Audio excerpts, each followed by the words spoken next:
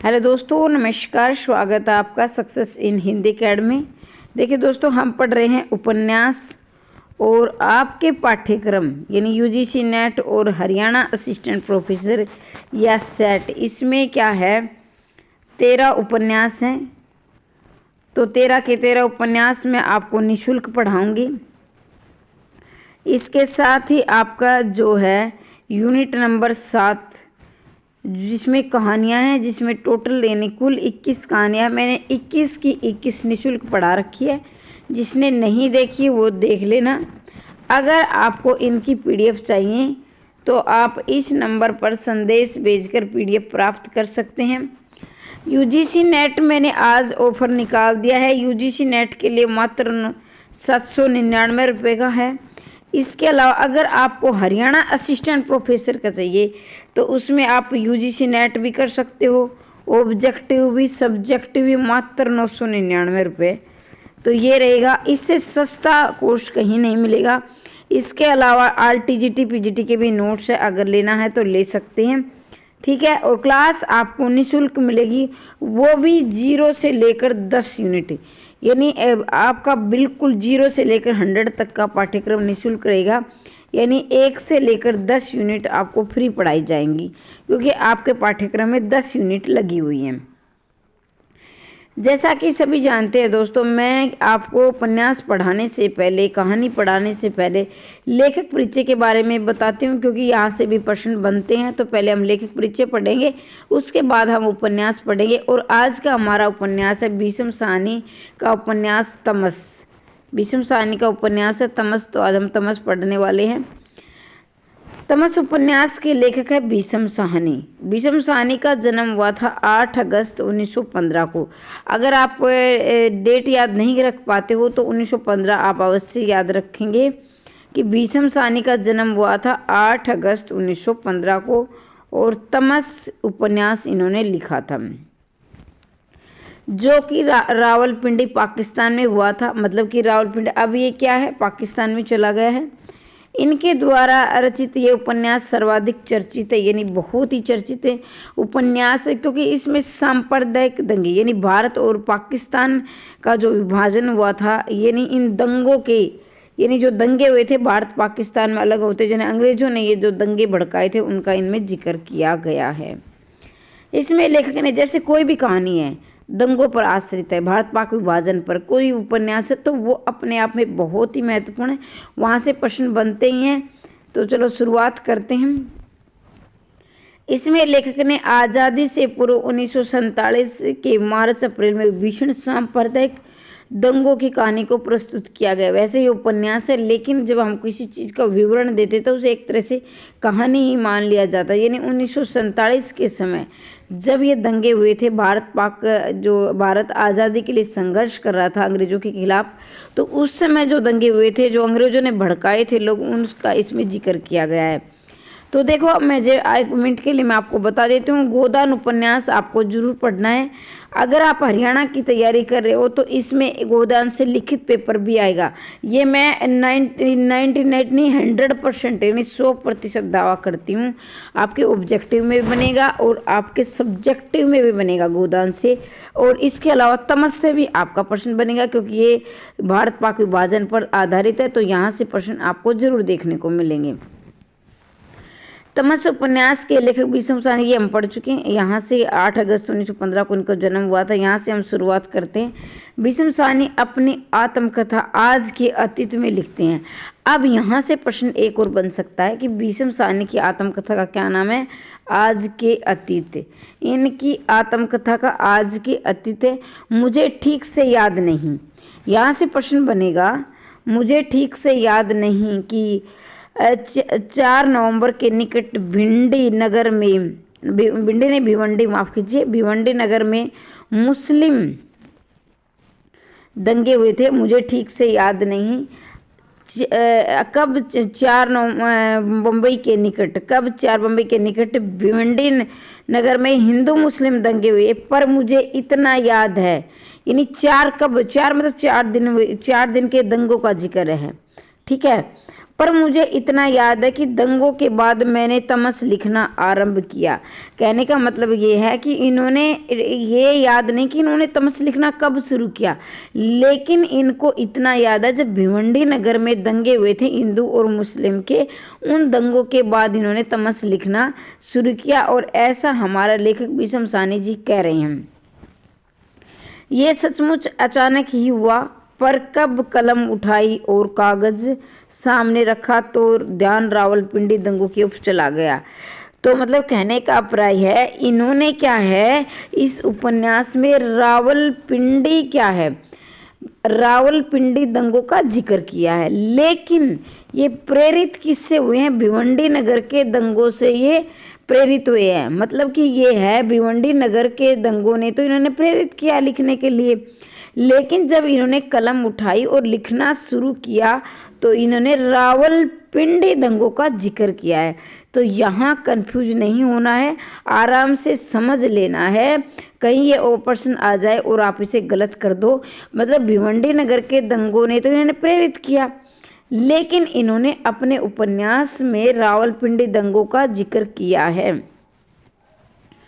कांग्रेस का दफ्तर आंखों के सामने आया। कांग्रेस मेरे साथ एक के बाद एक योगी रामनाथ बख्शीनाथ देखो मैं एक बार मैं आपको एक सेकंड लिए मैं आपको सारे पात्र बता देती हूँ, फिर पढ़ने में आपको आसानी होगी। और मैं ये आपको उपन्यास इस तरह पढ़ाऊँगी कि इस तरह से बताऊंगी कि आप इसमें आपका यूजीसी नेट ऑब्जेक्टिव लिखित पेपर का भी आराम से, अगर आपने नहीं पढ़ा है तो आराम से आप लिख सकते हो। चलो तो पहले हम इनके उपन्यास के लेख पात्र देख लेते हैं। तो यहाँ देखिए, एक बार आप पात्र समझ लेंगे तो आप आराम से इसे आपके आराम से उपन्यास समझ में आ जाएगा। नत्थू निम्न मध्यम वर्गीय पात्र, जाति से चमार है। ये चमार क्यों लिखा गया, क्योंकि उस समय दंगों का जिक्र ये था कि दंगों का कारण ही जाति और धर्म के नाम पर ही लोगों को भड़का रहे थे अंग्रेज, और उनका भोली भाली जनता का फायदा उठा रहे थे। इसलिए ये उस समय की बात है, ये 1947 यानी आज़ादी से पहले की बात है, तो उस समय जाति लिखना जरूरी होगा, आज के समय में जरूरी नहीं है। भोला भाला सीधा साधा आदमी है। अब क्या है, यही क्या है, एक सुअर मारता और उसे मरवाया जाता है, और इसे क्या है एक मतलब कि मस्जिद पर फेंकवाया जाता है, जिससे कि और षड्यंत्र और बाकी सारे जो विवाद फैलते हैं वो हम पढ़ेंगे, आपके अच्छी तरह से क्लियर हो जाएगा। मुराद अली अंग्रेज़ों का दलाल है, यानी मुराद अली जो अंग्रेज़ों का दलाल है। खल चरित्र है, मतलब कि जो आप मतलब खलनायक है, जिसे विलन बोलते वो इसी का दंगा फसाद यही करवाता है।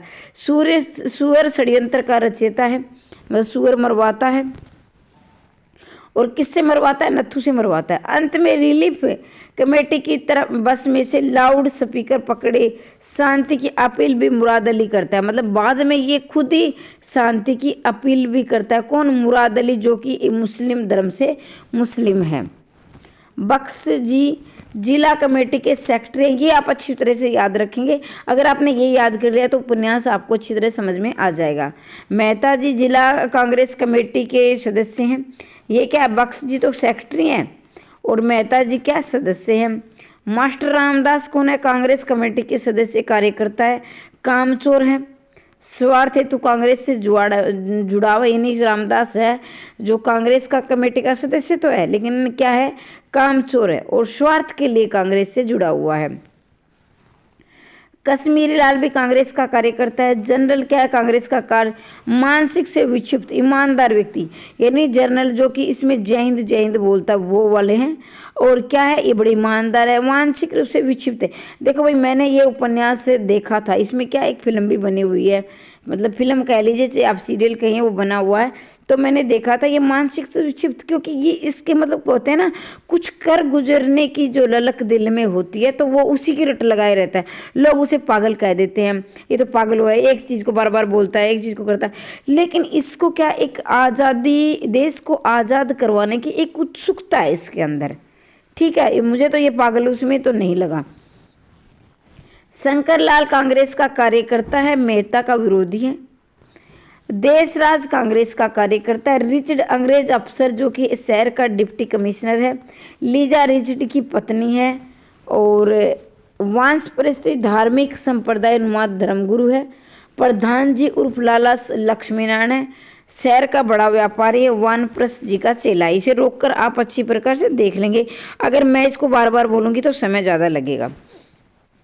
रणवीर क्या है? दानवीर प्रधान जी का लक्ष्मी नारायण का 15 वर्षीय पुत्र है, जिसे देवव्रत मुसलमानों के खिलाफ भड़काता है। वह युवक समाज हिंदू बच्चा एक कट्टर समूह का नेता है। मतलब कि देखो, अब 15 साल का बच्चा है, उसे नहीं पता क्या करना है। वह शुरू में आपको दिखाएगा कि मतलब बहुत ही रहम दिल का है, लेकिन बाद में धीरे धीरे क्या है, उसे क्या है, उसका जो कहते हैं ना, उसका जो टीचर है वो इसको क्या है, वही भड़काता है और इसे एक मतलब बहुत ही क्रूर बना देता है। आगे जाकर देखेंगे, आप पढ़ेंगे जब। देवव्रत मास्टर आरएस कार्यकर्ता व अखाड़ा संचालक है। युग समाज के छोटे धर्म को नाम पर लड़ना सिखाने का। अब देवव्रत मास्टर है जो कि रणवीर के गुरु है, जो देवव्रत ही इनको भड़काता है और बहुत सारे क्या हिंसा करवाता है। हयात बख्श मुस्लिम लीग का कार्यकर्ता है। मौलादाद मुस्लिम लीग का कार्यकर्ता है। शाहनवाज शहर का रईस मुसलमान है। नेताओं हुक्मरानों में इसमें उठना बैठना है। युवा है, प्रियदर्शी है। ये लाला लक्ष्मी नारायण को अपनी नील ड्यूटी आदि से सुरक्षित स्थान पर पहुंचाता है और एक बार इसके भीतर धार्मिक उन्माद भभक उठता है। तो इस प्रकार से क्या है, और भी पात्र है भैया, मैं क्या है पढ़ लेते हैं ये भी, क्योंकि पात्रों से प्रश्न आते ही आते हैं। वैसे घबराने की आवश्यकता नहीं है। अगर अभी आपको याद नहीं हो रहे तो उपन्यास पढ़ोगे तो धीरे धीरे रिवीजन हो जाएगा। रघुनाथ क्या है? शाहनवाज का दोस्त है। इसके परिवार को भी शाहनवाज ने सुरक्षित ठिकाना दिया है। मिल्खी कौन है? रघुनाथ के घर का नौकर है, जिसके ऊपर अनायासी शाहनवाज का कट्टर मजहबी फूट पड़ता है। मतलब कि मिल्खी को क्या करता है, ये क्या शहर में क्या सीढ़ियों से गिरा देता है और इसकी मृत्यु हो जाती है। किसकी? मिल्खी की। देवव्रत कम्युनिस्ट पार्टी का कार्यकर्ता जो अंत तक अपने साथियों संग मिलकर चैन बनाए रखने की अपील करता है। इब्राहिम इत्र फरोश है। शिवालय के मोहल्ले के आसपास घूम फिर कर बेचने वाला लड़का। इत्र फरोश मतलब कि जो सेंट बोलते हैं वो बेचने वाला है। इंदर 12 वर्षीय लड़का है, रणवीर का साथी है और देवव्रत मास्टर का चेला है। ये बच्चा इब्राहिम इत्र फरोश की हत्या कर डालता है। अभी जो बेचने वाले, जो इत्र फरोश बेचने वाला था इब्राहिम, उसकी क्या है, हत्या कर देता है।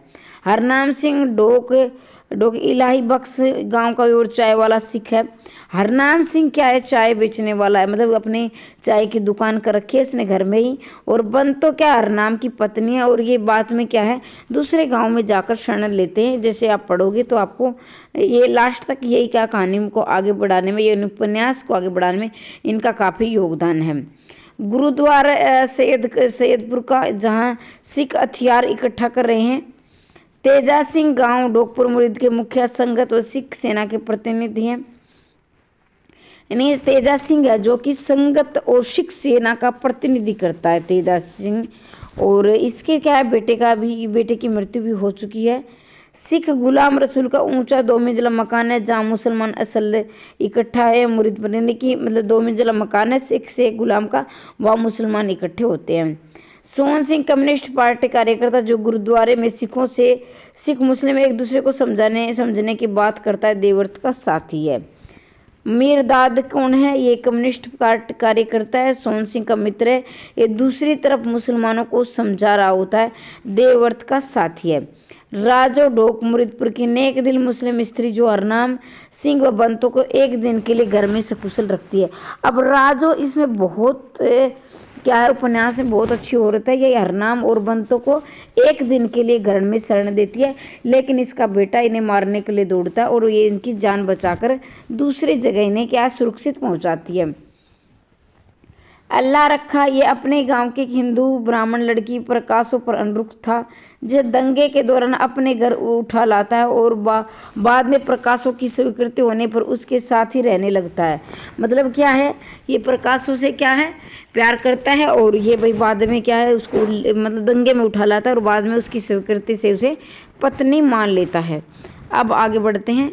प्रकाश व बलवे के दौरान ब्राह्मण माता पिता से भटकी हुए युवा ब्राह्मणी है, जिसे गांव का ही अल्लाह रखा अपहृत कर लेता है। बाद में ये जानकर के अल्लाह रखा दिल का साफ और उसे प्यार करता है, वह अपना अतीत भुलाकर नया जीवन उसी के साथ शुरू करती है, मतलब उसकी पत्नी बन जाती है। तो ये हमने पात्र पढ़े, एक बार में मुझे पता है कि समझ में नहीं आएंगे, लेकिन हाँ एक कहानी के रूप में आपके सामने एक चित्र बन जाएगा। अब मैं आप उपन्यास की शुरुआत करती हूँ। उपन्यास हम पढ़ेंगे। देखो एक बार में तो ये पात्र याद नहीं होते हैं, लेकिन इतना मैं ज़रूर कहूँगी कि आपके थोड़ा सा ये हो गया, आप अगर प्रश्न आ भी गया तो परेशानी नहीं होगी, लेकिन 2-3 बार कम से कम आपको पढ़ना है, जिससे कि आप इसे लिखित पेपर में भी लिख सकूँ। ठीक है, तो यहाँ से हम शुरुआत करते हैं। तमस की रचना सांप्रदायिक वैमनस्य के आधार पर की गई है। गोपाल राय के अनुसार तमस उस अधिकार का द्योतक आदमी की इंसानियत और संवेदना को ढक लेता है, उसे हैवान बना देता है। मतलब तमस क्या है? तमस का मतलब है कि क्या है? अंधकार है। अंधकार का प्रायवाची मतलब इंसान की जो मानवता वो समाप्त हो जाती है और इंसान इससे क्या है? हैवान बन जाता है। तमस के लिए यहाँ से प्रश्न आपकी क्या है? ऑब्जेक्टिव पेपर में भी आ सकता है, नेट में तो आएगा ही आएगा।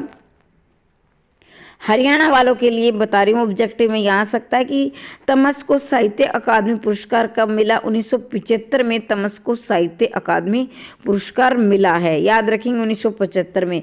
इस उपन्यास को गोविंदी निहालिनी द्वारा दूरदर्शन धारावाहिक का निर्माण भी किया गया। अब क्या है, इस उपन्यास को लिखा किसने है? गोविंदी निहाली द्वारा दूरदर्शन। अब रोल किसने? गोविंदी निहाली, आप याद रखेंगे गोविंदी निहाली 1975 में साहित्य अकादमी पुरस्कार। ठीक है, और यहाँ से प्रश्न बनेंगे दोनों में। तो हम इस उपन्यास की शुरुआत करते हैं। ये उपन्यास 2 खंडों में विभक्त है। ये हमेशा पूछा जाता है कि नाटक कितने भागों में उपन्यास, तो ये याद रखेंगे उपन्यास तमस उपन्यास है 2 खंडों में विभाजित है, यानी 2 भागों में बांटा गया है। इसमें कुल 21 प्रकरण है। ये आपके हर उपन्यास में कितने प्रकरण हैं, कितने दृश्य हैं, ये आते हैं। तो ये 1975 में साहित्य अकादमी पुरस्कार मिला है। इसके अलावा निहाली ने इसके क्या है, इसको क्या है निर्देशित किया है। 2 प्रकरणों में बांटा गया है। 21 इसमें प्रकरण है और प्रथम प्रकरण में 1 से लेकर 13 खंड है, यानी पहले प्रकरण में 1 से लेकर 13, मतलब 13 कितने हो गए? 13 प्रकरण हो गए। दूसरे में 14 से लेकर 21, मतलब 14 से लेकर 21 कितने? 7 प्रकरण हो गए। ठीक है, 7 और 13 कितने? कुल 21 प्रकरण है। और पहले भाग में 13 प्रकरण है और दूसरे भाग में 7 प्रकरण है, याद रखेंगे। पंजाब प्रांत के किसी जिले की कथा को आधार बनाया गया है। तो जगह का नाम हर बार आता है कि किस जगह का वर्णन है, तो याद रखेंगे पंजाब प्रांत के किसी जिले को आधार बनाया गया है। प्रथम खंड शहर की, द्वितीय खंड गांव की कथा के रूप में देखा जा सकता है। यानी पहले भाग में आप देखेंगे कि गांव का यानी शहर का जिक्र है, किस प्रकार शहरों से दंगे गांव की ओर आ जाते, और दूसरे खंड में यानी दूसरे भाग में गांव की कथा का रूप लिया गया है। कथा के प्रारंभ में नथु चमार बंद कोठरी में एक सुअर मारने का प्रयास करता है। ये काम करने के लिए इसे मुराद अली ने कहा था। भाई 5 पैसे कुछ ऐसे दिए जाते हैं कि आप, नथु बहुत अच्छा इंसान होता है, उन्हें कभी ज़िंदगी में क्या है किसी भी जानवर को नहीं मारा है, लेकिन मुराद अली उसे क्या है मजबूर करते हैं कि दवाई बनानी है कुछ ऐसे काम करके, और ये बहुत डरता डरता मारता है बेचारा, और इसे पैसे दे दिए जाते हैं और ये मना भी नहीं कर सकता, क्योंकि भाई देखो उस समय ऐसी जो कास्ट थी उनकी बड़ी दयनीय दशा होती थी। ठीक है, और जैसे जैसे आपको इतना इंटरेस्ट आएगा, जैसे पढ़ोगे तो आप मतलब पूरी कहानी आपकी क्या है आपकी आंखों से छप जाएगी। वह नथु से कहता है कि हमारे लिए सलोत्री साहब एक मरा हुआ सूअर चाहिए, मतलब सलोत्री साहब को एक मरा हुआ सूअर चाहिए डॉक्टरी काम के लिए, मतलब दवाई के लिए। नथु वह काम कर देता है, लेकिन उसे अपनी गलती का एहसास और आत्मग्लानि तब होती है जब मरा हुआ सूअर मस्जिद के दरवाजे पर फेंका हुआ पाया जाता है। इसे शहर में हिंदू मुस्लिम के बीच तनाव हो जाता है। मतलब कि मुराद अली को क्या चाहिए था कि मतलब कि ये था कि उसे क्या दंगे फसाद करवाने थे, और मस्जिद के सामने सूअर को फेंक दिया जाता है ताकि हिंदू मुस्लिम आपस में भड़क जाए और दंगे हो जाए। जबकि नत्थू बेचारे को पता ही नहीं होता वो क्या है, उसने कभी ज़िंदगी में किसी की हत्या नहीं की, लेकिन मजबूरी में उसे करवा दिया जाता है और उसे आत्मग्लानि महसूस होती है। बख्शी जी, अजीत मास्टर, रामदास मेहता जी, अजीत देशराज, शंकर, ये हम पढ़कर आए हैं, एक बार फिर से आप इसे याद कर लेना। कश्मीरी लाल जनरल आदि केमिस्ट्री के कार्यकर्ता जो प्रभात फेरी निकालते हैं। प्रभात फेरी जैसे कि आप स्कूल में लगाते थे ना, प्रभात फेरी, जिसमें से आप किसी भी कार्य के लिए प्रेरित करते थे गाँव वालों को। मैंने तो भाई बहुत लगाई है स्कूल के समय में। मुस्लिम बस्तियों में साफ सफाई कार्य करते हैं ताकि ये लोग कांग्रेस से जुड़ सकें, लेकिन इनकी आपस में बनती नहीं है और इनका अपना अपना स्वार्थ है। मतलब कि ये क्या है, लोगों को प्रेरित तो करना चाहते हैं साफ सफाई कर कर मुस्लिमों को जो, लेकिन अपना अपना स्वार्थ है और आपस में बनती नहीं है। क्या अपने आप ही लड़ते झगड़ते रहते हैं। रिचर्ड क्या है, जिले का अंग्रेज डिप्टी कमिश्नर। रिचर्ड क्या है, जिले का डिप्टी कमिश्नर जो कि अंग्रेज है। वह अपनी लीजा को भारत के, लीजा मतलब इनकी पत्नी है, भारत के लोगों को बारे में बताता है कि वे इतिहास प्रिय हैं, लेकिन लीजा इन बातों से कोई रुचि नहीं है। वह चाहती है कि रिचर्ड उसे प्रेम से बातें करे। मस्जिद के बाहर मरा हुआ सुर मिलने के बाद शहर में फसाद भय होने लगता है। मतलब कि लीजा चाहती है कि शहर में लड़ाई ना हो, ये आपस में प्रेम से रहे। अब लीजा बेचारी भोली है, उसे पता नहीं कि ये सारा काम उसका पति ही करवा रहा है, कि अंग्रेज हैं। अंग्रेजों को क्या है भाई, वो तो चाहते ही थे कि ये आपस में जाति धर्म और संप्रदाय के नाम पर लड़ते रहे और भाई अपने तुम्हारा स्वार्थ बना रहे ताकि तुम्हारा राज चलता रहे और इनमें एकता का अभाव रहे।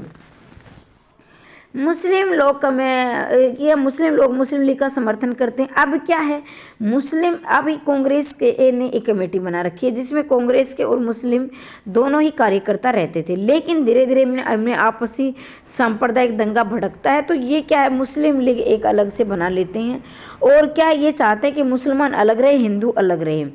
अब आगे देखते हैं, पाकिस्तान जिंदाबाद के नारे लगाते हैं। अब मुस्लिम क्या है, पाकिस्तान जिंदाबाद के नारे लगाते हैं कि क्योंकि 1947 से पहले हमारा देश ये पाकिस्तान नहीं था, ये एक हिंदुस्तान यानी भारत का एक हिस्सा था और ये चाहते हैं कि हिंदू और मुस्लिम आपस में अलग हो जाएं, मिलकर ना रहें। कांग्रेस को हिंदू की पार्टी करते हैं, कांग्रेस को हिंदू की पार्टी करते हैं मुस्लिम लीग वाले। वानप्रस्थ जी को एक महात्मा के नेतृत्व में हिंदू प्रतिनिधियों की एक बैठक होती है, एक बैठक रखी जाती है। इसमें यह तय किया जाता है कि हिंदू और सिखों को मिलकर दंगे रुकवाने के लिए डिप्टी कमिश्नर मिलाना चाहिए। दंगा हो जाए तो उसे अपनी तरफ से क्या तैयारी रखनी चाहिए। अब वो चाहते हैं कि डिप्टी कमिश्नर से सलाह लेनी चाहिए और ये दंगा हो जाए, यानी आपस में क्या ये दंगा ना फैले, इनकी एक मीटिंग यानी डिप्टी कमिश्नर इनका सुलह करवा दे। बल्कि डिप्टी कमिश्नर नहीं चाहते कि इनकी आपस में सुलह हो, कि ना नाम मात्र ही ऐसा करते हैं। कामरेडी क्या है, देवव्रत हिंदू नाविकों का एक अखाड़ा चलाता है। कामरेडी देवव्रत अब क्या है, एक अखाड़ा चलाता है हिंदू नाविकों का, जिसमें युवकों को लड़ने के लिए क्या है प्रेरित करता है भाई कि तुम लड़ो। लेकिन देवव्रत ये भी चाहता है कि शहर में अमन बना रहे। मतलब कि क्या है, अब क्या है, देवव्रत ये भी चाहता है कि शहर में अमन यानी शांति बनी रहे और एक तरफ से ये भी चाहता है कि हिंदू इसमें मारे ना जाए, तो वो अपनी तरफ से हिंदू के लड़ने के लिए भी क्या ट्रेनिंग देता है, वो क्या है उजागर करता है। इस तरह से शहर के नागरिकों का एक शिष्टमंडल जिसमें सभी धर्म के लोग शामिल होते हैं रिचर्ड से मिलने जाता है। उसे आग्रह करता है कि शहर में कर्फ्यू लगा दिया जाए ताकि दंगा फसाद ना हो। अब क्या है, ये कहते हैं कि शहर में एक रिचर्ड से कहते हैं जो कि मुस्लिम है, डिप्टी कमिश्नर शहर का, कि आप कर्फ्यू लगा दो ताकि शहर में दंगा फसाद ना हो, दंगा फसाद बंद हो जाए। रिचर्ड उन्हें आश्वासन देता है। उसी समय शहर में दंगे भड़क जाते हैं। जो लोग साथ साथ रिचर्ड के घर आते हैं वे अब अलग अलग रास्तों में भागने लगते हैं। अब क्या और भी दंगा भड़क जाता है भाई, और क्या रिचर्ड के साथ वो भी इधर उधर भागने लगते हैं। लाला लक्ष्मी नारायण अपने बेटे रणवीर के लिए परेशान है। लक्ष्मी नारायण अपने बेटे रणवीर के लिए परेशान है, जो देवव्रत का शिष्य है, यानी देवव्रत का दंगों में घर से गायब है। सभी लोग एक दूसरे के प्रति भय की भावना से बह जाते हैं। मित्रता शत्रुता में बदल जाती है और हिंदू मुस्लिम दोनों घरों में जलते हैं, दोनों मरते, चारों तरफ लूट मार मच जाती है। अब क्या होता है कि भाई जैसे किसी का बच्चा अगर घर से बाहर चला जाए, देवव्रत खुद परेशान है। अब क्या है कि उसका बेटा रणवीर घर से बाहर गया है। अब जो कि हिंदू मुस्लिम आपस में मिलकर रहते थे, मित्रता थी उनकी, और बाद में उनकी दुश्मनी हो जाती है। उपन्यास का दूसरा खंड शुरू होने पर, अब ये था उपन्यास का पहला खंड कि आपस में दंगे फसाद मचे हुए हैं और सूअर फेंक दिया जाता है मस्जिद के सामने। अब दूसरे खंड में देखो क्या होता है। उपन्यास का दूसरा खंड शुरू होने पर गांव में हरनाम सिंह और उसकी पत्नी बंतो। अब हरनाम हमने पढ़ा था कि एक चाय की दुकान वाला है और बंतो उसकी पत्नी है और ये धर्म से क्या है, सिख है। अपना गांव छोड़कर भागना पड़ता है। उसकी दुकान बलवाई बाहर से आए मुस्लिम द्वारा जला दी जाती है। मार्ग में उन्हें एक मुस्लिम एहसान अली के घर में पनाह मिलते हैं, लेकिन वहां से भी जल्दी उन्हें भगा दिया जाता है। मुस्लिम एहसान अली के घर में एक दिन रुकते हैं और इनकी पत्नी तो उन्हें रख लेती है, लेकिन क्या है, उनका बेटा मारने को दौड़ता है, तो एक रात के लिए पनाह मिलती है। गांव में गुरुद्वारे में एक सिखों और मुसलमानों के बीच भयंकर लड़ाई होती है। अब गुरुद्वारे में क्या बचने के लिए शरण लेते हैं क्या, हरनाम और बंतो, लेकिन वहां भी क्या दंगे बढ़ जाते हैं। दोनों ओर से लोग मारे जाते हैं।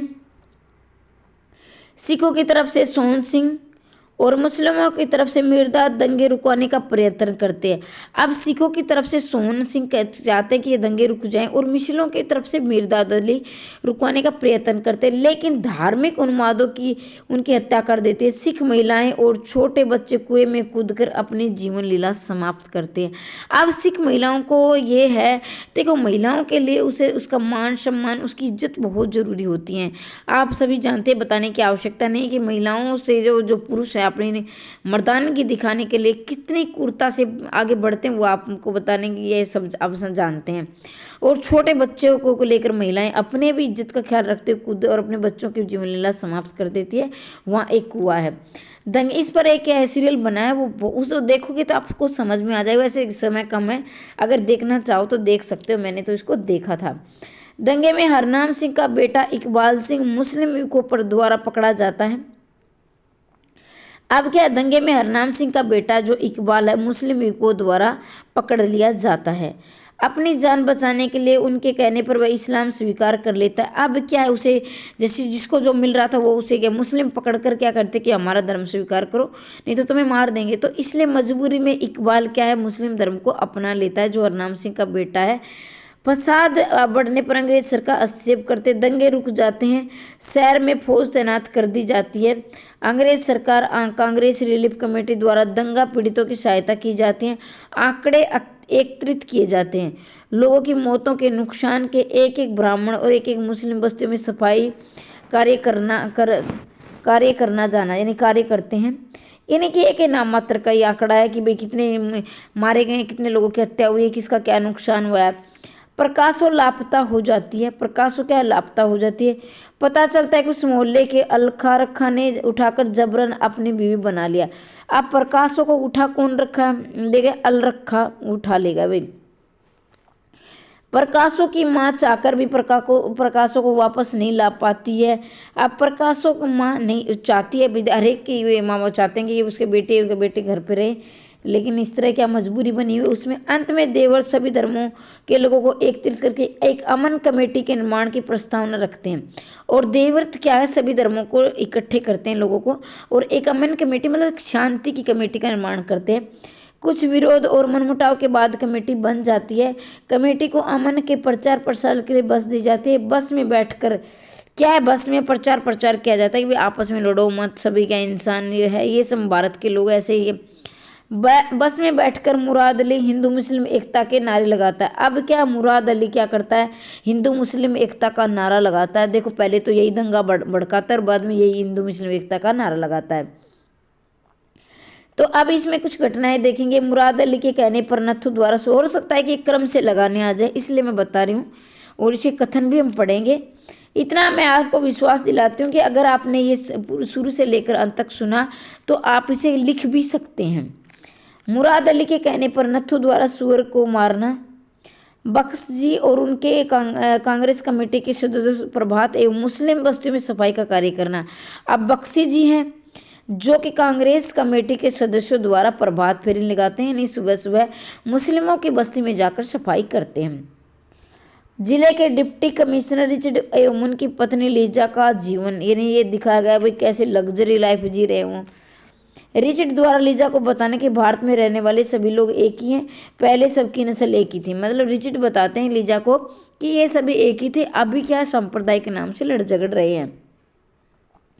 नथु द्वारा मारे गए सुअर का मस्जिद के सामने फेंका जाना, सुअर की घटना की वजह से दंगा फसाद होना, प्रभात फेरी कमेटी के सदस्य मुस्लिम बस्ती में पथराव होना, बख्श जी द्वारा सुअर को हटाने का ये प्रयत्न करना। अब बख्श जी क्या चाहते हैं भाई, या इस सुअर की वजह से दंगा फसाद हो रहा है कि मस्जिद के सामने पड़ा रहेगा तो और दंगा फसाद होगा, तो बख्श जी क्या करते हैं, उस सुअर को हटाने का प्रयत्न करते हैं, नहीं उसको घसीट के किसी दूसरे की तरफ ले जाकर छोड़ देते हैं। हिंदू लोगों द्वारा दंगा फसाद के समय की रणनीति तैयार करना, दंगा फसाद रोकने के लिए हिंदू मुस्लिम प्रतिनिधियों द्वारा रिचर्ड के घर मिलने जाना, रिचर्ड द्वारा केवल आश्वासन दिया जाना। अब ये क्या करते हैं, हिंदू और मुस्लिम के जो प्रतिनिधि थे, जो नेता थे, ये रिचर्ड के घर जाते हैं, कहते हैं कि आप कुछ करते क्यों नहीं हो, आप कर्फ्यू लगाइयो, यानी कि ऐसा कर्फ्यू मतलब कि कोई घर से बाहर नहीं जा पाए, घर से बाहर नहीं जा पाएंगे तो दंगा फसाद नहीं कर। लेकिन रिचर्ड क्या उन्हें केवल आश्वासन देता। अब भाई देखो, सोचने की बात है, जो खुद ही करवाते वो तो आश्वासन नहीं, वो तो चाहते ही थे कि ये भारत में आपस में लोग लड़ते झगड़ते रहे और तुम यहाँ राज करते रहो, और उन्हें लड़ने झगड़ने को नहीं मिलेगा तो उनका राज कब तक टिकने वाला था। हिंदू बहुल इलाकों में मुस्लिम एवं मुस्लिम बहुल इलाकों में हिंदुओं का भय व्याप्त होना। नत्थु का मतलब बहुल मतलब कि एक तरफ जैसे हिंदू ज़्यादा है तो मुसलमान डर रहे हैं कि हिंदुओं की संख्या ज़्यादा है, वहाँ पे आक्रमण ना कर दे, और जहाँ हिंदू रह रहे थे और मुस्लिम ज़्यादा थे उधर हिंदू डर रहे थे कि इनकी संख्या ज़्यादा है, कहीं हम पर आक्रमण ना कर दे। नत्थु का परेशान रहना, अंत में अपनी पत्नी को सच्चाई बताना। हरनाम सिंह और उसकी पत्नी बंतो हमले के डर से गांव छोड़कर भाग जाते हैं। गुरुद्वारे में सिख और बलवाइयों के बीच लड़ाई होना। सिख महिलाओं और बच्चों का कुएं में कूदकर जान दे देना। सोहन सिंह और मिर्दास जैसे लोग दंगे रुकवाने की कोशिश, लेकिन दोनों की हत्या हो जाना। अब सोहन सिंह और मिर्दास क्या चाहते हैं कि दंगे रुक जाएं, और लेकिन क्या दोनों ही इसमें दंगों में मारे जाते हैं। रमजान और उसके साथियों द्वारा पकड़े गए सिख इकबाल सिंह का धर्म परिवर्तन करना। अब रमजान और उसके साथियों क्या है, ये क्या है, धर्म परिवर्तन कर लेते हैं, क्योंकि भाई क्या है, उसके हाथ लग जाते हैं मुस्लिमों के। अंग्रेज सरकार का हस्तक्षेप करना दंगों का शांत, और जब बहुत ज़्यादा लोग मारे जाते हैं तब अंग्रेज दिखाव के लिए हस्तक्षेप करते हैं, बाद में लोग शांत हो जाते हैं। अंग्रेज सरकार एवं कांग्रेस लीड कमेटी द्वारा मिलकर दंगा पीड़ितों की सहायता करना। फिर दंगा अब मारकाट होती है, जैसे पुलिस आती है, मारकाट सब कुछ हो जाता है, फिर उनकी सहायता करते, वैसा ही हाल इसमें भी हुआ है। हिंदू मुस्लिम के मन में एक दूसरे के प्रति स्थायी वैमनस्य का पैदा होना, भाई फिर प्यार से रहने लगते हैं। कामरेडी देवेंद्र द्वारा अमन कमेटी बनाने, उसकी मीटिंग के प्रयास करना। शहर में अमन के लिए बस में बैठकर मुराद अली द्वारा हिंदू मुस्लिम एकता के नारे लगाना। अब जो दंगा करवाता है वो हिंदू मुस्लिम एकता का नारा लगाता है मुराद अली, और यही सूर को मरवा कर क्या मस्जिद के सामने फिकवाता है।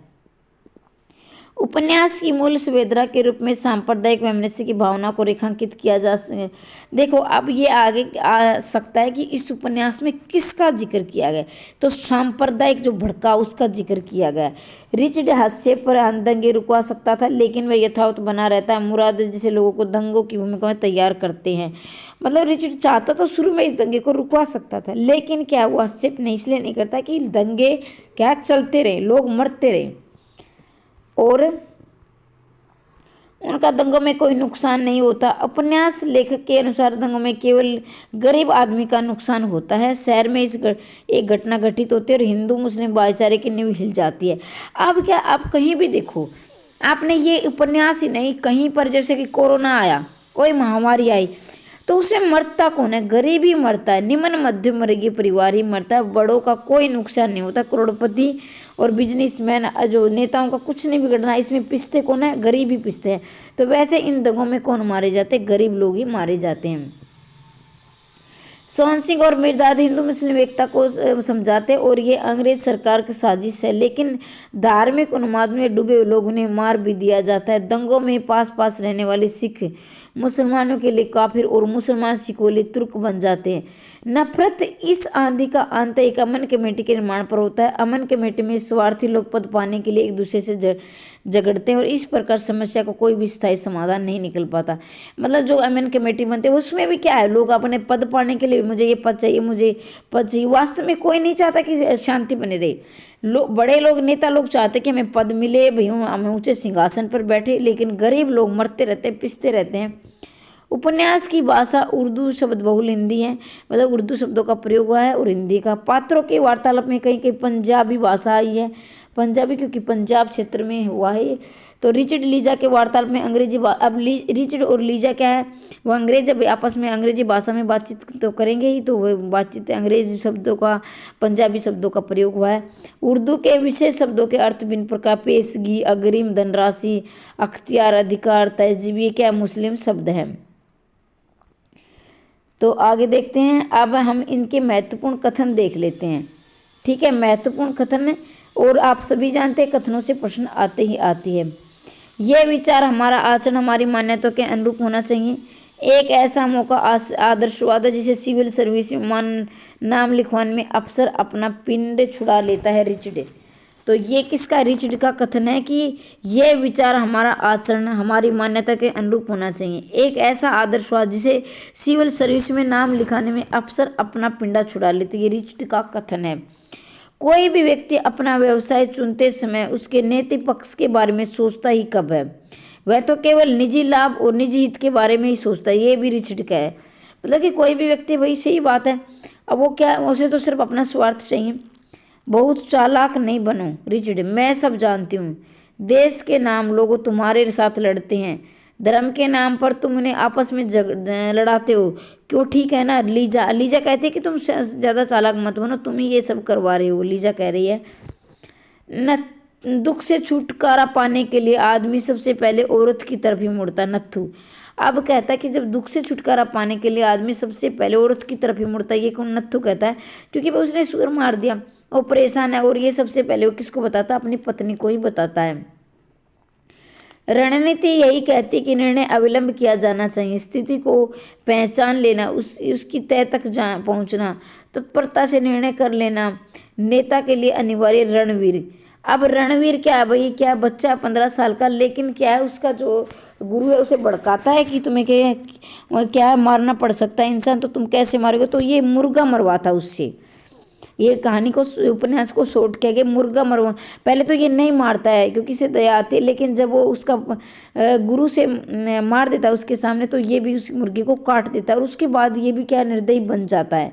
रणनीति यही कहते हैं कि निर्णय अविलंब लिया जाना चाहिए, मतलब निर्णय जल्दी लिया जाना चाहिए, स्थिति को पहचान लेना, उसकी तय तक जाना, तत्परता और से निर्णय कर लेना नेता के लिए अनिवार्य है। अब उसकी तय तक जाना, ये रणवीर के कथन है। घृणा और द्वेष इतनी जल्दी प्रेम और सद्भावना से नहीं बदल सकते, वे केवल भोंडे हास्य और व्यंग्य में बदल सकते, एक इकबाल का कथन है। तो ये हमने पढ़ लिया था, ये हम पढ़ चुके हैं। बाकी और ये है, ये वही कथन है, दोबारा से मतलब इसको आप पढ़ सकते हो, यही क्या उपन्यास में दोबारा अलग अलग के दिए हैं। तो ये हमने पढ़ा आज तमस उपन्यास कैसा लगा कमेंट करके ज़रूर बताएं। अगर आपको पीडीएफ चाहिए तो इस नंबर पर संदेश भेजकर पीडीएफ प्राप्त कर सकते हैं। और ये ऑफर 3 दिन के लिए कर दिया है कि मैंने, अगर आपको नेट के चाहिए तो 799 रुपये में, अगर आपको क्या है हरियाणा असिस्टेंट प्रोफेसर के चाहिए तो मात्र और मात्र 999 रुपये के मिल रहे हैं। और इसमें आपके 999 आपके सब्जेक्ट, आपका क्या है, आपका यूजीसी नेट ऑब्जेक्टिव सब्जेक्टिव सभी परीक्षाओं की तैयारी हो जाएगी। ठीक है, और इससे सस्ते पूरे यूट्यूब पे आपको कहीं नोट्स नहीं मिलने वाले, मैं लिखित पेपर के भी नोट्स आपको दूंगी। ठीक है, अगर आपको एचटेट और आरटीजीटी पीजीटी के नोट्स चाहिए तो भी इस पर आप संपर्क कर सकते हैं, वो इससे भी क्या है सस्ते मिल जाएंगे। तो मैं चाहती हूँ कि इसी भर्ती में आपका चयन हो जाए। हमेशा हंसते रहिए, मुस्कुराते रहिए, दिन दोगुनी रात चौगुनी उन्नति करते रहिए। मिलते हैं अगली वीडियो में, तब तक के लिए जय हिंद जय भारत।